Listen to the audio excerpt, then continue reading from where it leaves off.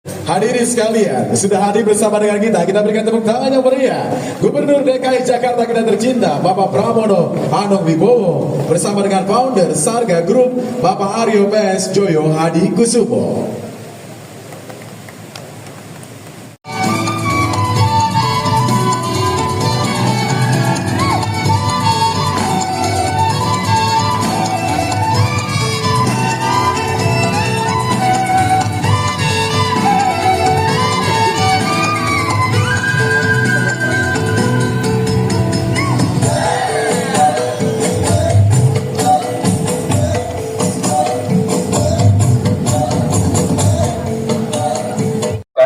Melalui Undang-Undang Nomor 2 Tahun 2024 sebagai kota global dan pusat perekonomian nasional.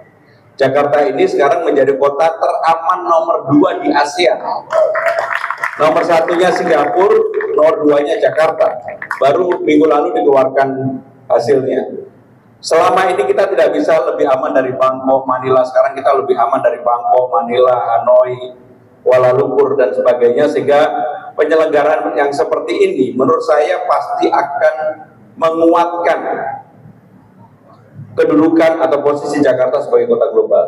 Sehingga dengan demikian sekali lagi pemerintah DKI Jakarta akan mensupport sepenuhnya, dan hari ini saya hadirkan kepala-kepala dinas, dirut BUMD dan juga asisten untuk secara langsung mendengarkan dan menjalankan apa yang menjadi komitmen kami untuk membuat pelaksanaan ini berjalan dengan baik.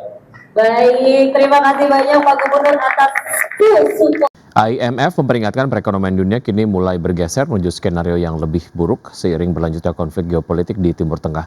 IMF pun menegaskan bahwa negara berkembang paling terdampak oleh krisis ini, di mana negara berkembang lebih rentan terhadap lonjakan harga minyak, pelemahan mata uang, dan arus modal yang tidak stabil. Dana Moneter Internasional memangkas proyeksi pertumbuhan ekonomi global akibat lonjakan harga energi yang dipicu perang di Timur Tengah. Namun lembaga tersebut memperingatkan perekonomian dunia kini sudah mulai bergeser menuju skenario yang lebih buruk seiring gangguan berkelanjutan pada jalur pelayaran strategis Selat Hormuz. IMF memaparkan 3 skenario pertumbuhan ekonomi global, yakni skenario dasar, skenario buruk, dan skenario ekstrim yang semuanya bergantung pada perkembangan perang. Dalam skenario terburuk, ekonomi global diperkirakan berada di ambang resesi dengan harga minyak rata-rata mencapai $110 Amerika per barel pada 2026 dan $125 Amerika per barel pada 2027. Dalam proyeksi dasar yang digunakan IMF untuk World Economic Outlook, konflik diasumsikan hanya berlangsung singkat dan harga minyak kembali normal pada paruh kedua 2026 dengan rata-rata sekitar $82 per barel. Dalam skenario buruk, konflik yang lebih panjang akan menjaga harga minyak di sekitar $100 tahun ini dan $75 pada 2027 dengan pertumbuhan ekonomi global melambat menjadi 2,5% dari 3,4% pada 2025. Dalam skenario ekstrim, konflik yang berkepanjangan akan mendorong harga minyak melonjak dan menciptakan guncangan pasar keuangan global. Pertumbuhan ekonomi dunia bisa turun hingga 2%, level yang oleh IMF disebut sebagai hampir resesi global. IMF mencatat pertumbuhan di bawah level tersebut hanya terjadi 4 kali sejak 1980, termasuk krisis keuangan 2009 dan pandemi COVID-19 pada 2020. IMF menegaskan bahwa negara berkembang paling terdampak oleh krisis ini dengan pertumbuhan turun menjadi 3,9% pada 2026. Negara-negara ini lebih rentan terhadap lonjakan harga minyak, pelemahan mata uang, dan arus modal yang tidak stabil. Dampak terbesar terjadi di kawasan Timur Tengah dan Asia Tengah yang diproyeksikan hanya tumbuh 1,9% pada 2026 akibat gangguan infrastruktur dan penurunan ekspor energi. Berbagai sumber IDX Channel. Harga emas melambung sekitar 2% pada perdagangan di hari Selasa didorong pelemahan dolar Amerika Serikat serta meningkatnya harapan bahwa pembicaraan antara Amerika Serikat dan Iran akan kembali dilanjutkan. Emas spot melonjak 2% menjadi $4.831, sedangkan harga emas berjangka emas Amerika Serikat ditutup menguat 1,7% ke posisi $4.850. Dari sisi sentimen, Presiden Amerika Serikat Donald Trump menyatakan pembicaraan untuk mengakhiri konflik dengan Iran berpotensi kembali digelar di Pakistan dalam 2 hari ke depan. Pernyataan ini muncul setelah negosiasi akhir pekan lalu yang gagal, yang mendorong Washington untuk melakukan blokade terhadap pelabuhan Iran. Analis menilai arah pergerakan harga emas dalam waktu dekat akan sangat bergantung kepada perkembangan perundingan tersebut. Kombinasi depresiasi dolar dan kejatuhan harga minyak saat ini juga turut menopang harga emas.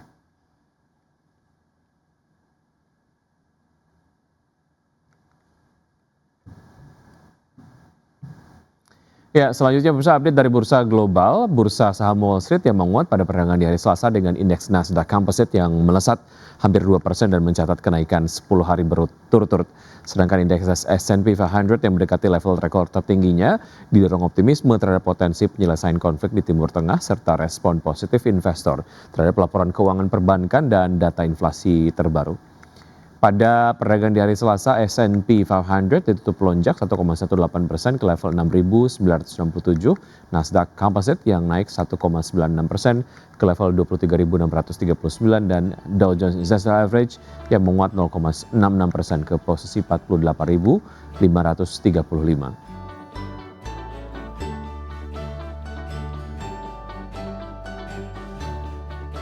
Ya, sementara itu bursa saham Eropa berakhir di level tertinggi dalam lebih dari 1 bulan dan didorong oleh optimisme investor terhadap kemungkinan dimulainya kembali pembicaraan damai Timur Tengah meski LVMH dan sejumlah perusahaan besar lainnya memperingatkan dampak negatif konflik terhadap kinerja bisnis.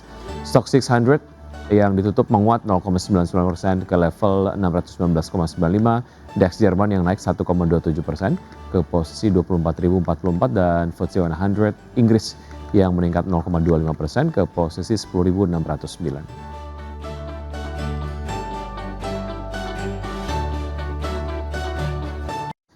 PT Indika Energi Tbk mengintip peluang perbaikan kinerja pada tahun 2026. Ya, tak hanya memanfaatkan pemulihan harga batu bara, perseroan juga makin aktif mendiversifikasi bisnis. Head of Corporate Communications Indika Energi, Ricky Fernando, mengatakan prospek kinerja perseroan diperkirakan akan lebih stabil pada 2026, seiring dengan pergerakan harga batu bara yang lebih kondusif meski tetap volatile. Perseroan menargetkan dapat memproduksi batu bara sebanyak 30,3 juta ton pada tahun ini. Sementara itu, salah satu proyek unggulan perseroan di segmen non-batu bara adalah proyek emas awak emas yang sedang dalam tahap pengembangan lanjutan dengan target produksi secara komersial pada awal 2027. Selain itu, perseroan juga terus memperluas ekosistem kendaraan listrik secara terintegrasi yang mencakup motor listrik, kendaraan listrik komersial, serta distributor bus listrik dan armada truk listrik untuk sektor pertambangan.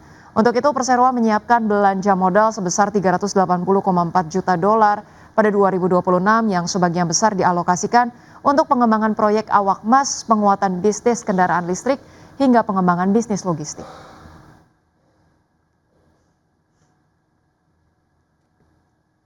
Pemirsa Mitra Keluarga Karya Sehat atau MIKA terus melakukan ekspansi agresif di tengah meningkatnya kebutuhan layanan kesehatan nasional. Ya, namun di balik potensi pertumbuhan jangka panjang, investor perlu mencermati tekanan margin dalam jangka pendek. Rencana ekspansi PT Mitra Keluarga Karya Sehat Tbk dengan alokasi belanja modal mencapai 900 miliar hingga 1 triliun rupiah dinilai sebagai langkah agresif namun terukur. Strategi ini diharapkan mampu mendorong pertumbuhan jangka menengah hingga panjang seiring meningkatnya kebutuhan layanan kesehatan. Meski demikian, ekspansi tersebut berpotensi menekan margin keuangan dalam jangka pendek. Hal ini disebabkan oleh biaya awal operasional dari pembangunan 2 rumah sakit baru di wilayah Jabodetabek dan Jawa Timur yang ditargetkan selesai pada kuartal ketiga hingga keempat 2026. Kontribusi pendapatan dari rumah sakit baru diperkirakan masih terbatas pada 2026 namun akan mulai signifikan pada 2027 hingga 2028 seiring peningkatan jumlah pasien dan utilisasi. Pembiayaan ekspansi yang berasal dari kas internal juga menunjukkan kuatnya likuiditas dan rendahnya risiko keuangan perusahaan. Berbagai sumber IDX Channel. Pemirsa, terima kasih Anda masih bersama kami di Market Buzz. PT United Tractors Tbk melaporkan pelemahan kinerja pada sejumlah lini usaha pada 2 bulan pertama 2026. Ya, di segmen alat berat penjualan merek Komatsu berkurang 10,5% year on year, sedangkan segmen batubara penjualan batubara termal dan metalurgi melalui anak usaha turun 2,81% year on year. PT United Tractors Tbk menunjukkan tren pelemahan kinerja pada sejumlah lini usaha pada 2 bulan pertama 2026. Penjualan alat berat merek Komatsu yang didistribusikan perseroan berkurang 10,5% year on year dari 917 unit pada Januari dan Februari 2025 menjadi 869 unit pada Januari dan Februari 2026. Mayoritas penjualan alat berat per Februari 2026 ditujukan ke sektor pertambangan dengan porsi 49%, setelah itu diikuti oleh segmen kehutanan, konstruksi, dan agro. Perseroan melalui PT Pama Persada Nusantara juga mencatatkan penurunan produksi batubara untuk pelanggan sebesar 6,85% year on year dari 21,9 juta ton pada Januari-Februari 2025 menjadi 20,4 juta ton pada Januari dan Februari 2026. Volume overburden removal juga terkoreksi 7,49% dari 169,6 juta bang kubik meter pada Januari-Februari 2025 menjadi 156,9 juta pada Januari dan Februari 2026. Sementara itu melalui PT Tuah Turangga Agung, perseroan juga mengalami penurunan penjualan batubara termal dan metalurgi sebesar 2,81% year on year dari 2,85 juta ton pada Januari-Februari 2025 menjadi 2,77 juta ton pada Januari-Februari 2026. Berbagai sumber IDX Channel.